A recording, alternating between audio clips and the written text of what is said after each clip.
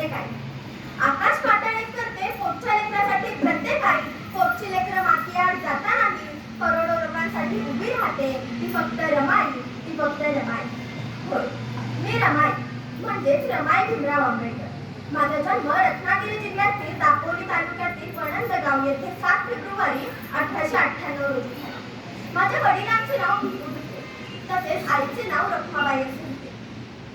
आमच्या घरची परिस्थिती अत्यंत गरिबीची होती. अशा या गरिबीतच माझे बालपण गेले. मी थोडी मोठी झाल्यावर माझा विवाह भीमराव रामजी आंबेडकर यांच्याशी झाला. भीमरावांना सगळे बाबासाहेब झाले. बाबासाहेबांनी मला घरीच लिहायला वाचायला शिकवले. नंतर माझे पती भीमराव बडोदा निरस्य छाजीराव गायकवाड यांची शिष्यवृत्ती घेऊन पुढील शिक्षणासाठी अमेरिकेला गेले. त्यावेळी माझे सासरे रामजी आंबेडकर व माझे दीर आनंदराव यांचे निधन झाले.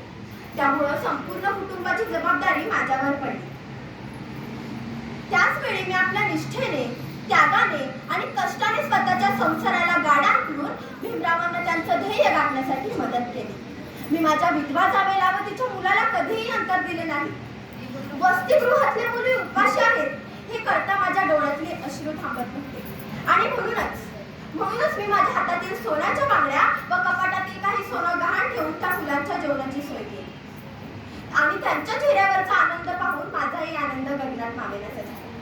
सर्वांना आधार देण्याची माझी वृत्ती कुटुंबाच्या व समाजाच्या स्वप्नांना साकारण्यास कायम झगडली. जाता जाता एवढंच बोलेन की चिंतेने कधी बावरले नाही, दीनपणाने कधी हरले नाही. चिंतेने कधी बावरले नाही, दीनपणाने कधी हरले नाही. गोरगरिबांची झाले माई, मीच ती रमाई. गोरगरिबांची झाले माई, मीच ती रमाई. धन्यवाद.